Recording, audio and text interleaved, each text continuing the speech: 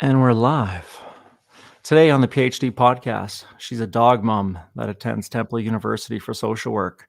She's an Army veteran, and when she graduates, she wants to work with veterans who struggle with addiction. She's a TikTok superstar, Sara. I won't say your last name. Maybe I don't know. I've got a French You background. could say it with the French accent. Yeah. Oh, I don't know. I don't even know. Maybe that's Russian. I'm not even sure. So I how like do that better. It's Zosche, but you? I like Gosh. your pronunciation better. Okay, there you go. We'll go with just Sara because that's how I know you, because this whole program thing's of a first name basis kind of thing. So Yeah. so thanks for Anonymity. being here today. Yeah, Thank you for having me. My pleasure. no problem. Thanks for making the time. So when did you understand that your using wasn't normal, and what was your drug of choice? Well, I call myself an alcoholic, but the truth of the matter is that I began with abusing pills. It was after my second deployment, which was around 2012. I was prescribed, how the story goes, right? Prescribed legally by a doctor, pills, opiates. And I got addicted really fast. And this was towards the end, right when I was about to get out of the Army, finish my enlistment. And then from there, the day I knew I was addicted to pills was the day when I started rationing them out and counting and realized, we're really short. How are we going to do this? And the panic set in. So I would say that I knew that I had a problem, I would say 8 years ago with pills. And then I guess we can get into it later, but I had a serious case of rebound addiction. I wasn't working a program at the time, and it ended up, I eventually abused alcohol in quite the same way. So what is rebound addiction? So by definition, I don't know. I could tell you my experience with rebound addiction. So I was abusing pills, like I said, right? Decided, hey, I don't want to live like this after a few years, starting getting really bad. And I knew I was either going to go to hard drugs, heroin, or, I wanted to do like MAT because I wasn't ready to just quit. So when I did MAT, I began drinking pretty much every day because I wasn't addressing what my, alcohol and pills and all that. It's just a symptom of something going on inside of me. So for me, rebound addiction was really going from one vice, one addiction to another. I mean, both destructive and consuming, and just different forms of a poison for me. That's my definition of it. And what's MAT? So MAT, I know there's a lot of controversy behind it. I'm not opposed to it whatsoever. I was on Suboxone for years. So MAT is it's medically assisted treatment. So methadone, Suboxone. I believe even Vivitrol is considered MAT. I'm not quite sure, but that's what I did for a few years to try to contain my pill addiction, my opiate addiction. And to be honest with you, it saved my life, because if it wasn't for that, I was not ready to be completely abstinent at that point. I really think I honestly do believe I would have gone to definitely harder drugs, So you realize you have a problem with the pills, and you go to a doctor, and they prescribe this so they can wean you off the pills. Or how does that work? Like, maybe just give some context around that. How it worked for me, I didn't do it by the book, right? So I ended up going through, I ran out of pills. I was doctor hopping, and our tolerance goes up as addicts, right? So 30 milligrams or 300 milligrams of Roxy's I was up to at this point. I couldn't get enough. And I realized, hey, I can't go see more doctors. I didn't have money. And they found out about it. You can look it up in a database here. I'm sure you can in Canada as well. And they were like, hey, who are all these other doctors? I was caught. And so I was like, all right, I'll stop. I went through really bad withdrawals. I went to the ER, and they gave me Suboxone, which you're supposed to wait 24 hours so you don't go through, I think it's called precipitated withdrawals. But they gave it to me that night. I didn't have any negative side effects. I didn't go through a withdrawal. And it didn't get me high, but it definitely brought like my anxiety down, and I wasn't sick. And then from then on, I just went to the VA, and I was on it for quite a long time, for 4 or 5 years. So you said your addiction kind of started after your second deployment. So let's maybe back up a bit. How did you get into the military? Was that like a career choice, or? Yeah, I joined when I was 20. To be honest, I joined to get away from my home life.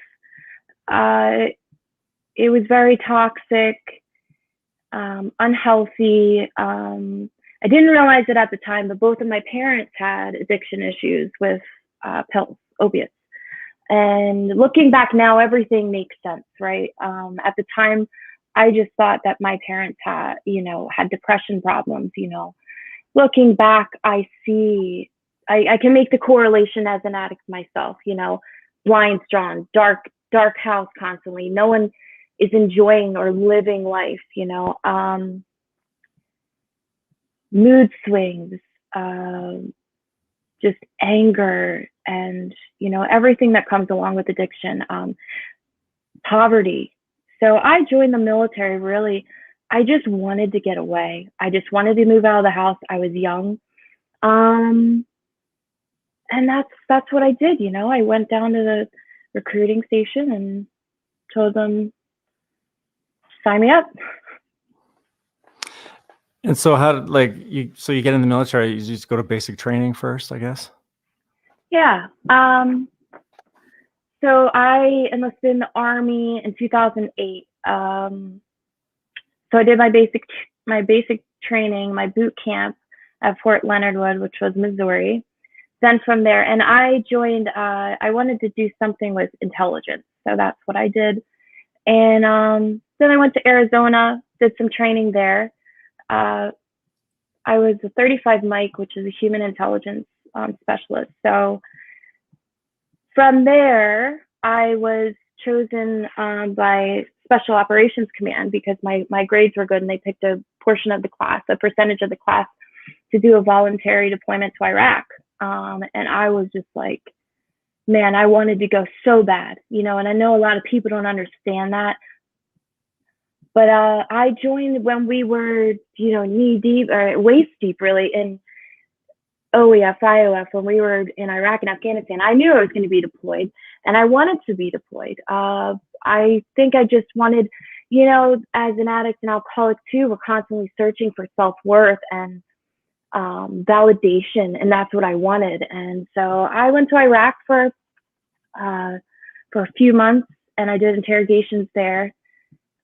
Then from there, I was stationed in Germany, and I deployed with 2CR, 2nd Cavalry Regiment, and we went to Afghanistan for a year.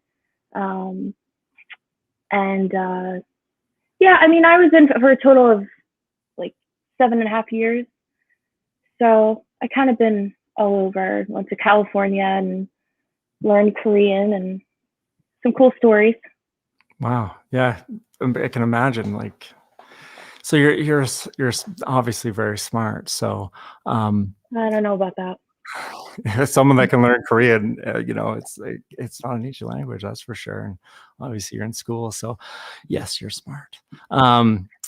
So you're deployed for the second time. Was there a major event that triggered the overuse, or was there something that happened?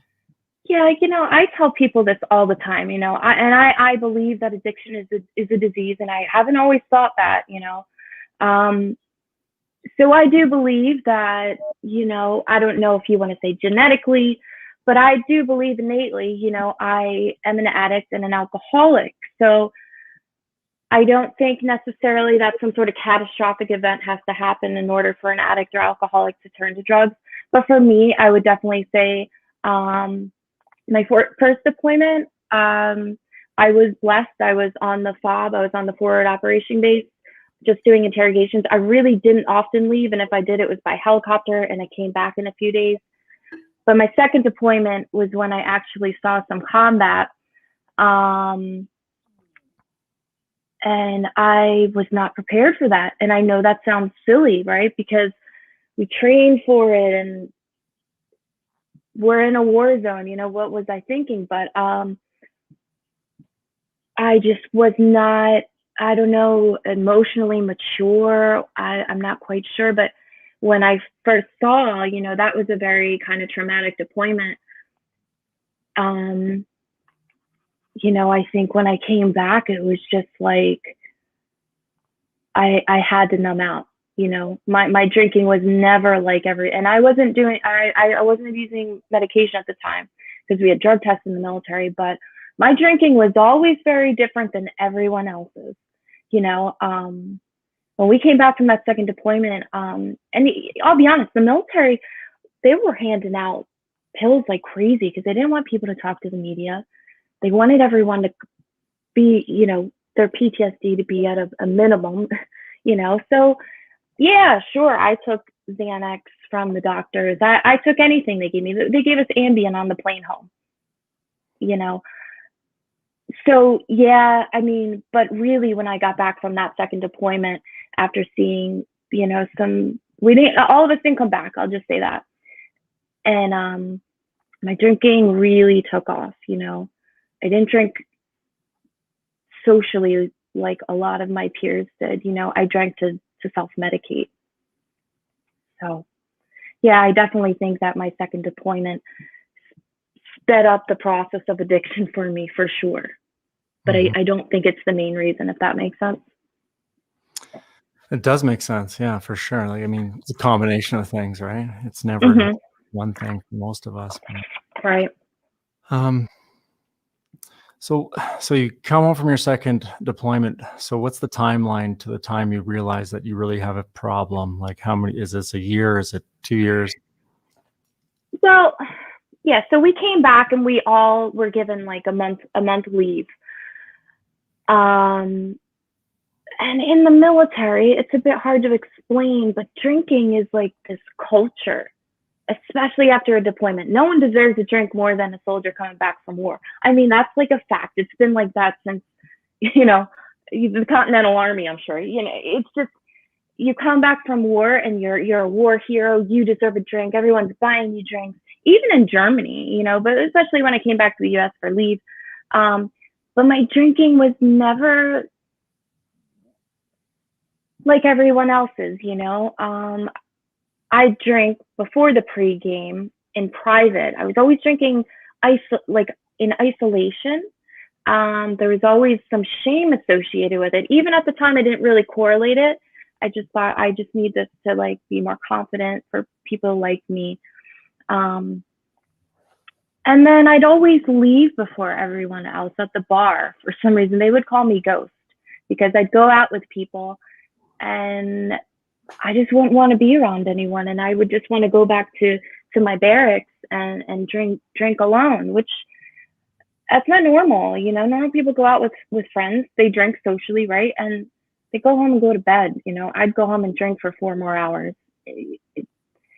But like I said, it was such, if drinking was on a spectrum in the military, right? And you have casual, drinkers on one end, and then like binge drinking in the middle. And then at the far end of the spectrum, you have alcoholics. I think I kind of, I fell towards the binge drinking alcoholic. I'd show up for work, shaky, but I wasn't into full-fledged alcoholism like later. I was drinking, first thing in the morning. I couldn't go an hour without a drink. So you were called Ghost and I was called Houdini. So I know that scenario. Yeah, okay. I used to disappear and all my friends are like, oh, you pulled a Houdini last night. I'm like, yeah, I had to get out of there. So Right. Yeah. And it's great talking to other alcoholics too, because you realize, in our addiction, we think we're so unique. We're so different. I just want to be like everyone else. I want to be normal. And that's why this is important, because you talk to other alcoholics and you realize I'm not really that different. We just have these alcoholic tendencies that we have to take care of and we have to address, I used to say I never fit in anywhere. And then I go to AA and, hang out with some alcoholics and I'm like, wow, I kind of fit in there. So it's one of those things, finding my people and they understand and they get it because, it's just different. We're wired differently, right? So, so did you then ask the military for help or did you go to treatment? How did the getting in towards recovery scenario happen for you? Yeah. So, I didn't really seek any treatment in the military. I actually I was honorably discharged in 2014. And then that's when I went full-fledged, like dove head first into like the opiate and pill addiction. So in the military, no, I didn't. And I actually didn't even really seek any therapy, like cognitive therapy when I was in the military either, for like PTSD or anything. Because I was a sergeant at the time and I didn't want, and it's illogical now and insane, but this is, an insane disease, but I didn't want my soldiers to see me going into the behavioral health clinic. What are they going to think if Sergeant Zosche is going to see, the loony doctors, and I thought never. I'd encourage my soldiers to go, but I never went myself. So no, I didn't seek really any help until like a year or two later when the pills ran out and when I realized, hey, I have a major issue here. So the pills run out, you can't go to any new doctors and you can't find that. The money's running out. So that's, that's where like, you finally, so did you end up going to treatment then? Yeah, well, I did. But like all other alcoholics and addicts, I'm very stubborn, right? So when I was put on MAT, when I was put on Suboxone, I thought, all right, we're good. We got this. So that's when the drinking really took off. And I was drinking every single day pretty much from that point, and heavily and in secret until I got scared enough that I knew I had to go to rehab and try to address this problem. So in 2015, in February 2015, I went to the VA and I said, I need help. Did inpatient rehab for 30 days. And I was sober for, I want to say like almost a year. And then that's when, like we were talking about this earlier, but that's when Michael died, when my brother died. And when he died, I was sober, right? I wasn't drinking, but I wasn't working a program. I was not addressing any of the, wreckage of my past. I hadn't made amends. I wasn't working with a sponsor. So within minutes of getting that phone call, my mom's in Jersey at this time and I'm in California, living in California. And that's where I was working at the time. And within minutes of getting that phone call, I didn't keep alcohol in my house at that time because I was in recovery. But within minutes of getting that phone call, I'm rooting through the cabinets. I'm looking for cooking wine. I'm taking all the, Suboxone I had, which if anyone knows, Suboxone has a threshold. You can only take so much. And I was on it for years. There was really no point. But that's where my mind went. And so I'm drinking cooking wine, you know, anything I could get my hands on that had any alcohol in it until I could get someone. I was married at the time, but we're divorced now. But until I could get my my wife to run to the store and get me a bottle of liquor. So that really, you know, and that was after my first round of rehab. I've been to 3 rehabs before. But Michael's death sent me into the dark depths of addiction that I had never experienced before. I had some really soft rock bottoms before then, you know. But that was, I mean, I drank every single day for a year until I went to rehab again. Actually, longer than that, but yeah. So tell us a little bit about Michael, your brother. So Michael is my younger brother. He passed away August 2nd of 2015 from heroin/fentanyl overdose. I had no idea that he was on hard drugs. I knew he smoked weed. I didn't have a problem with that. But, you know, when I heard that over the phone that he had died from heroin, which we know now it's not heroin, it's fentanyl. But when I heard that, you know, and I struggle with it to this day, a lot of guilt because I was very hard on him. You know, I saw so much potential in him, and it was kind of like a tough love sister. You know, we were best friends, but he had a lot of pain because of, like, you know, our childhood. And, you know, I used the army as an escape. I ran, you know, that's in my nature, is to run from hard things. And he didn't have that. So he was stuck, you know, he was stuck at home. And addiction can be a learned behavior. And for both of us, it really was. For him more so. He had a very codependent relationship with my mother. So, but yeah, he was my best friend. So when I lost him, and he's my only sibling, right? So when I lost him, I really, and I say this, but, you know, it sounds cliche, but I really lost a piece of myself. Like, part of my identity really was, I'm a sister, you know. And when he died, you know, I really got angry at God, to be honest with you. I felt cheated. I felt robbed. You know, of all the people you can take in the world, you take my only sibling, you take my only brother. I'll never be an aunt. I'll never get to see him get married. I'll never have all these, you know, memories that you kind of you dream about, especially when you love your sibling. And I love Michael, but I'm not angry at God anymore. I don't understand it, but I don't have to understand it.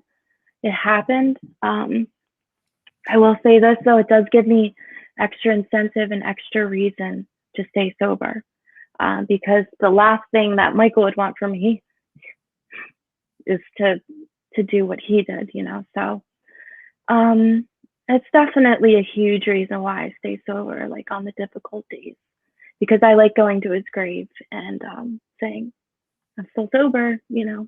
I used to go there drunk, and it feels better, and there's a lot less guilt associated when I go and I'm sober. So, Do you know if you ever tried to get sober, or you didn't know that he was using heroin, well, laced with yeah. fentanyl or whatever he was using? But did they ever talk to you about substance use? Yeah. You know, he did. I remember he went to rehab once. But he told me it was for weed, and he told me it was for alcohol. And I wanted to believe that, so I did. I never questioned it. I just maybe just wanted to protect something in my brain, or I couldn't wrap my mind around the thought of him using hard drugs. But yeah, he did go to rehab. I remember because I sent him some. I was living in California, and I sent him a care package with his favorite snacks. Um, I know he tried, and I hate to say this, but I do believe, like our big book says, there are some people that are constitutionally incapable of grasping and developing a manner of living, which demands rigorous honesty. And I believe that like God took him out, took him home, because I think he might have struggled his entire life with drugs and alcohol. And that's what I like to believe, anyways. That God just took him out of his pain and was like didn't want that life for him. Yeah, I know he went one time, but I mean that's really the only time that I can remember. Yeah, it is a family disease, and it's, It is, absolutely is. some people say it's generational, some, it's like, but if one person in the family is affected, it's affecting everybody. And, Yeah. It's a tough thing to grasp and handle and wrap your head around. Looking back at, your time before you deployed, before you left home, and your time with your brother, do you see any warning signs now that you understand what they look like? Did you see any warning signs back then? With Michael or with my family in general? With Michael. With Michael, sure. He, he's a lot. I mean, he was an addict. He was an alcoholic, like us, right? And we're very sensitive people. Alcoholics and addicts, we're very sensitive people for some reason. And this is just my opinion, but we seem to process emotions differently. We seem to see the world differently. And I think that with him, he had too much empathy, if that's a thing. He would see a homeless person and he'd cry, a grown man, in his 20s. And yeah, I did. And he never felt good enough, which a lot of us do. We seek validation from strangers. We put ourselves in risky situations. Yeah, a lot of signs. And, he was constantly trying to people please. He had, I mean, at his funeral, there's like so many people, they had to put a screen and speakers outside. And this was way before COVID, because so many people just loved him. He wanted everyone to like him. But I think inside he was lonely. I wish he could have gotten this like us. I really do. But he didn't. So what we have to, I try to use his story to help someone else's brother, right? To help someone else's sister, so they don't have to lose a family member. Because, like you said, it's a family disease, and we have to break these generational curses. We cannot pass this down to our children. I don't have children yet, but I would like to one day. And, it stops with me. I can say that, I want it to stop with me. It doesn't have to go any further. So obviously, yeah, it's a family disease. You made a TikTok about you were at Easter and you drank everybody's liquor from their glasses and filled it up with water, thinking you're being sneaky. I've done that so many times. Obviously not sneaky enough, right? But your family, like, obviously, both your parents were still together, or? Yeah, they still are together. They're both on MAT. They're both on Suboxone. They're not working a program. My dad drinks every day. He holds down a job though, so he doesn't have a problem. So it's very difficult for me, kind of sidetracking here a little bit, but it's really overwhelming for me in early recovery In my first year of recovery, it's very overwhelming for me to be around them, to see them in their, their addictions, to see my dad drinking and denying the problem. That's why I'm a very firm believer in setting boundaries, even with our families. I'm at this point in my sobriety. I tried to get sober way too many times, and I'm at this point in my recovery where nothing matters more to me than my recovery. And if something threatens my recovery, I don't go near it. I just don't. If I have to let people down, I'm sorry. If I have to block people out, I'm sorry. But I can't drink again. I don't think I have another relapse in me. So, I don't play with fire anymore. I know better, and I know my limits. And I also know, as a person in early recovery, that life is overwhelming. We no longer have those alcohol blinders. We don't have, that barrier. Everything is real. Everything is life. And sometimes it becomes really overwhelming and I have to step away. But I don't value anything in my life more than my recovery. And I think that's why my recovery is working so well this time. I talk about this thing called unconditional sobriety, where there's no reason I'll ever drink or use again, because I don't think I have a relapse in me. I'm getting older, so the longer I get in the program, the more I have to be aware of this, ever-present thing called relapse. And so I have this belief that unconditional sobriety, there's no reason that I'll ever drink or use again, ever, whatever the circumstances are. Because obviously there's terrible things that happen that took you out the first time, your brother's death. And relapse. So it's it's not a part of my story, but obviously it's a part of yours. What do you do now to safeguard, or what do you do to look at your previous relapse, or how do you like incorporate some relapse prevention in what you're doing right now? Yeah, that's a good question. Relapse is definitely a part of my story. I'm a chronic relapser. I could never seem to make it really past 5-6 months. I think this time around in sobriety for me, back in July, when I was truly given the gift of desperation, and I was just like, I never want to feel like this again. I had no self-worth. I would run off to hotels and stay in hotels by myself and drink until I passed out, and I ended up blacking out and knocking my head on the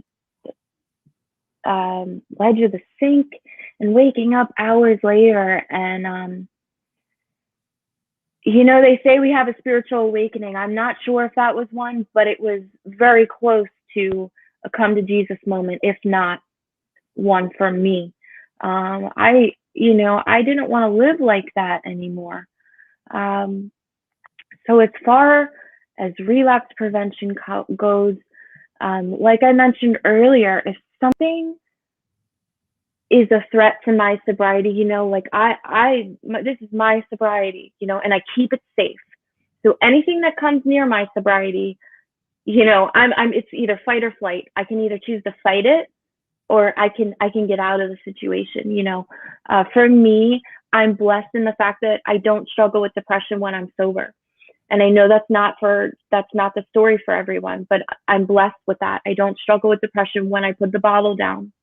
God kind of restores me to sanity in that way. But I do have a decent amount of anxiety. I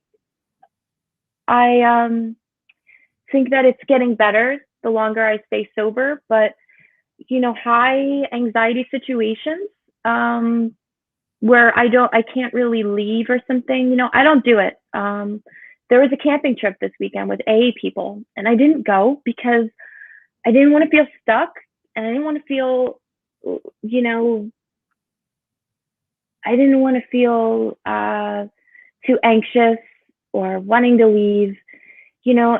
And it sounds silly, like why would a camping trip with AA people be, you know, a trigger for you? But anxiety really is my trigger. So I don't do that. And when I do want to drink, which is often still, I mean, I'm an alcoholic, you know, I don't need a reason to drink really. But when they do come, when legitimate reasons come, and I start going to this dangerous place in my mind where I think that I can drink normally, or I can have one drink, I do what I'm told, and I call my sponsor. And what I realized too in this round of this this part of my journey and my sobriety is just because I call my sponsor, just because I get on my knees and pray, you know, and that's part of my relapse prevention too. I pray.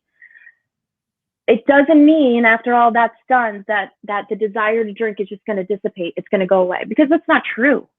You know, I still may want to drink after calling my sponsor. I still may want to drink after go to an AA meeting. It happens often. But am I willing to sit with it and be uncomfortable? And am I willing to listen to people's suggestions that, like, if I drink and I have 100 problems, I'm going to have 101 problems after? Yeah, I am. And I have to, and part of my relapse prevention plan too is I can do hard things. I can sit there and feel, you know, sad over Michael and not have to run to the bottle. I really believe this, that if you want to get sober and you want to stay sober, you have to get used to being uncomfortable. You have to get comfortable being uncomfortable.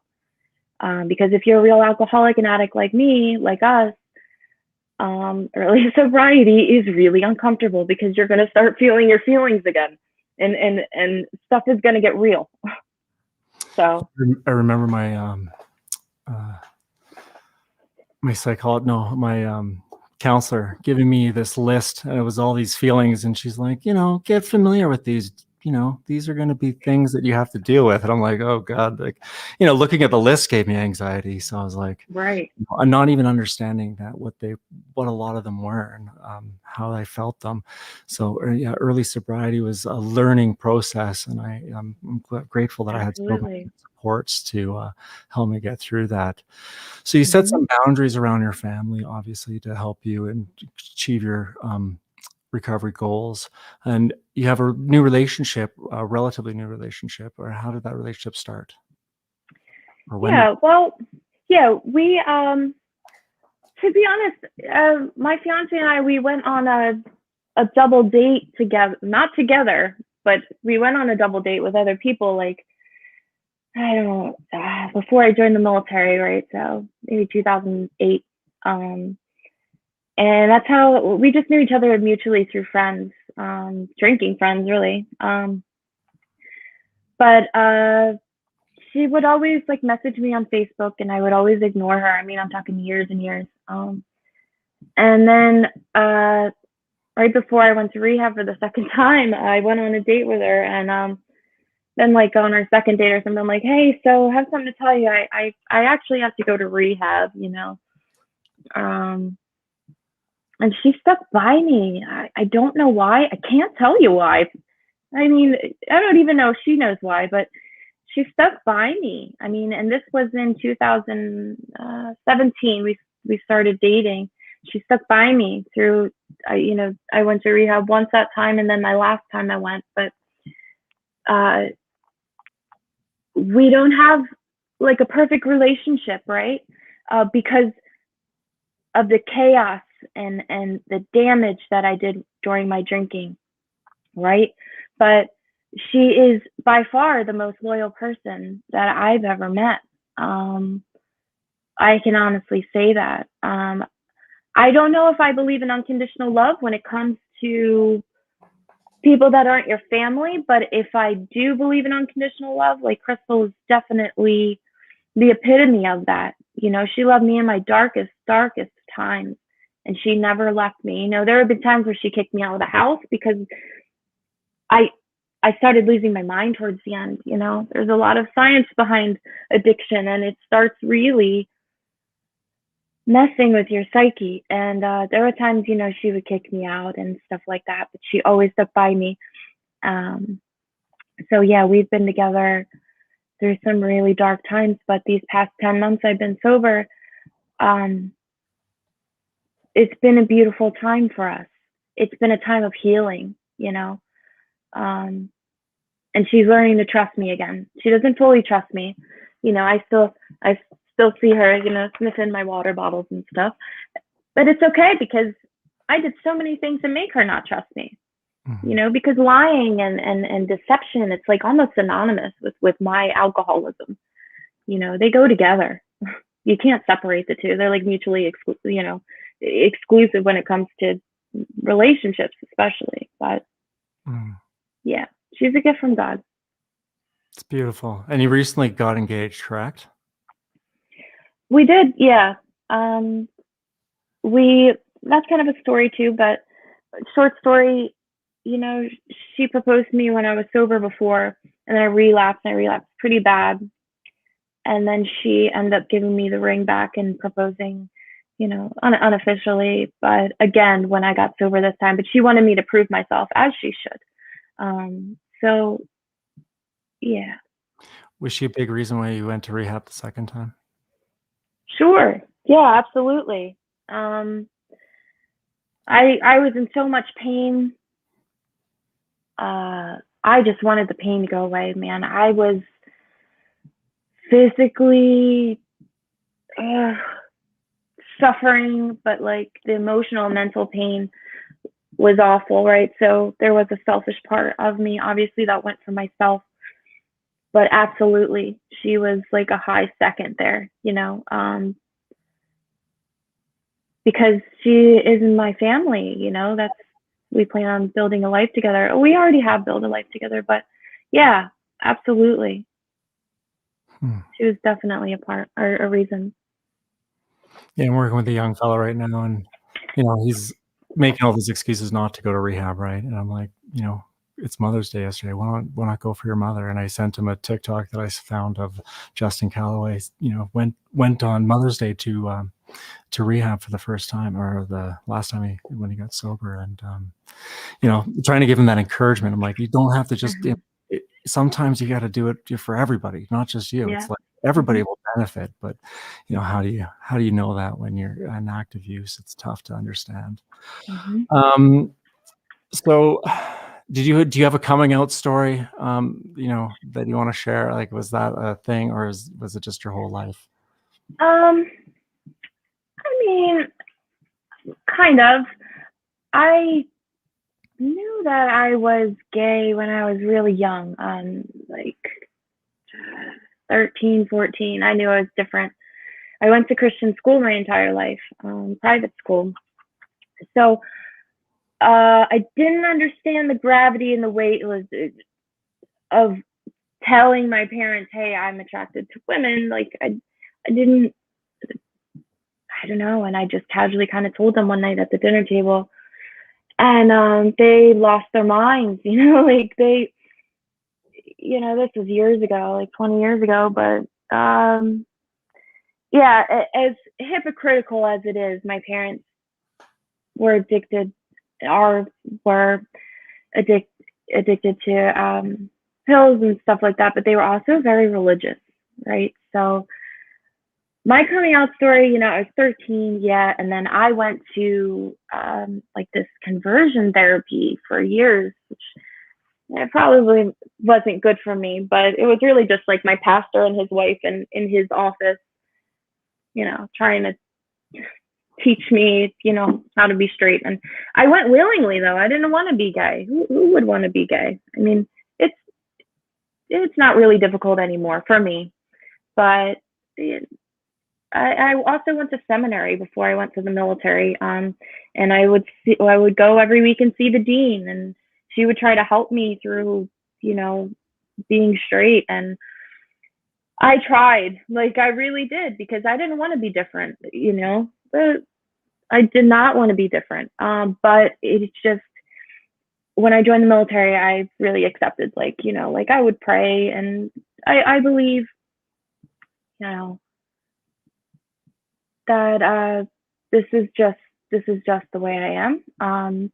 And it took me years to accept, I think because of that, just, I was just brainwashed with religion for many years. And a good thing that I learned from AA is it's not about religion, it's about a relationship with a higher power or God of your understanding. So yeah, it took me years to really just come out and accept. I mean, I did come out at a young age, but it was a little bit difficult. So when you came into the program, the religious thing, did you have this like negative connotation against it, or how did you accept that portion? Not necessarily. See, when I came in the program, I feel like I already did a step 1, step 2. I knew my life was unmanageable, and I knew that it was going to take an act of providence, an act of God, to really get me out of this situation. I was so far gone. So, for me, and this is just me, it takes more faith. It would take more faith for me to be an atheist or even agnostic than it would to be a believer in a God. Like I think Isaac Newton says something like, in the absence of all other proof, the thumb alone has enough faith, enough proof for me to believe in a higher power or a God, something like that. So I feel that way, and maybe people would think I'm small-minded, but I just believe that I believe in a God. I believe in divine creation, and that is something that comes effortless to me. What I had to learn was that God has forgiven me for all of my gross past. He's forgiven me for everything, that comes along with addiction. And I had to really, when I came into the rooms, I had to work on my relationship with God, because I knew I couldn't do it alone, and I knew no one else could help me. So like they say, God brought me to A and A brought me to God, or vice versa. So yeah. That's great. Yeah. I mean, yeah, it doesn't matter how you got there, it just matters that you're here. Yeah. Right? So how did you get to university? What's the story behind your path to university? Yeah, that's a good question.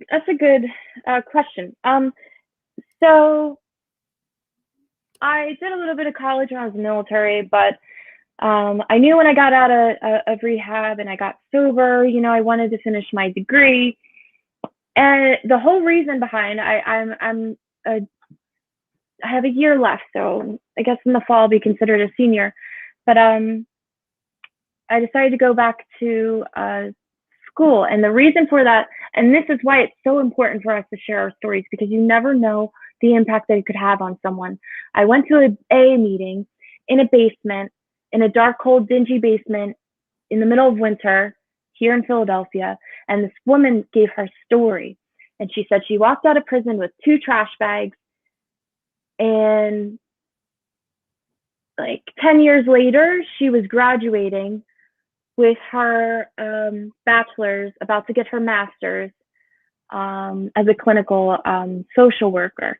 And I thought, if this woman at the age of, she went back to school at like 45, 40s, if she can get out of prison as a felon after doing some hard time and was a, homeless drug addict, she can go to Temple University. That's what I'm going to do. And that's what I did. I applied to the university, and I was accepted. And one thing I've learned too, as long as I put the bottle down, and this happens with a lot of addicts and alcoholics, we're very resourceful people. If we can just keep the drugs away, keep the alcohol away, it's amazing how successful we can be. Because there's this misconception that we're losers and we're not smart and we're not intelligent and we're just junkies, and that's just not true. It's just, we have to put the alcohol down, put the drugs down to reach our goals. And it's amazing. It's amazing what we are capable of. So your goal is to finish university with a social work degree and go and help veterans like yourself that struggle with addiction. Mhm. They obviously you've it's close to your heart. How did, like, is there places inside the military you're going to go look for employment, or is there something you want to start on your own? Or Absolutely. You know where I'm first going to go is the VA that helped me here in Philly. That really kickstarted my recovery. I was in the psych ward for a few weeks because my fiance would let me come home in between detox and getting a bed in rehab, right? So I was stuck in the psych ward for a few weeks. It was that or be homeless. And you know, I knew I would be drinking on the streets. So in theory, I would love to work on that floor of the psych ward. And I know it sounds crazy, but I had some beautiful moments. I had some crazy moments in that psych ward, but I had some beautiful moments. You know, it was the first place I was able to walk. I know it sounds crazy, but I was able to walk up and down the halls and read a book. You know, I was really far gone in my addiction. So being able to walk and then read a book and actually retain information, that was amazing for me. And AA came, and that was one of my first experiences really with AA. And I'd always look forward to those meetings. And I'd sit there in my pajamas and my little their socks. I'm not sure if you've seen them. And but I would look forward to that, and it was humbling, and I needed that. Because as desperate as I was acted very entitled. So yeah, I would love to work up there or in that VA hospital somewhere, the detox. You know, that would be awesome. it would be awesome. I mean, it's not. I don't think it's crazy at all. I think it's beautiful that you find some recovery, and you know, you want to help others, and you've gone to school and put the work and the effort in. I mean, I think you're gonna find a home really quickly because you're just awesome. Let's see. Where can I guess is there anything else you want to chat about? I mean, that was brilliant. Like this has been almost an hour, and it just flew by because you have a great story. Yeah, it did. I was trying not to ramble. No, it's ramble away. It's all good stuff. I love it. Where can people find you? Well, I'm a TikTok star. No, I'm just kidding. I don't do TikToks. My TikTok username is Sober Sara, SARUHH. The Sober Sara with no H, which is how you spell my name, was taken. So that's what we end up with. I have a Facebook with my real name. People are welcome to find me there. And I'm debating if I want to make an Instagram. I know that's what all the cool kids do, but I feel like I spend way too much time on social media as it is. But I do want to make some sort of social media platform where people can reach out to me, because TikTok, you know, it's a little bit complicated. You have to like follow everyone, and you can only follow so many people. So if I make an Instagram, I will make a TikTok about it, but I would say TikTok is probably the best, or my Facebook. Yeah. Well, this has been a great hour with you. I gotta thank you for coming on today and sharing your life with us. It's a great. Thank you for having me. And you know, I wish you continued success, and I look forward to seeing your TikToks, even though you don't talk in any of them. But I'm going to. I'm for you, and I'll mention you. I was really happy. I got to see by accident. I just got to see her live the other night. It was your first one, and I thought it was brilliant. I'm like, man, she could host this podcast. So, yeah. And my fiance was like, after I was done, my fiance was like, "Wow, you really like to hear yourself talk." I'm like, I don't know. Of course I do. Yeah. Yeah, right. Well, this is great. Thanks for your time. And thank you, Rhett. I appreciate this. Yeah. And it'll be up everywhere, wherever you can get podcasts from. Download this, whatever, go live stream it. Just enjoy it. And I hope someone hears something that can help them. And thanks for sharing. Me too. Thank you, Rhett. Have a great night.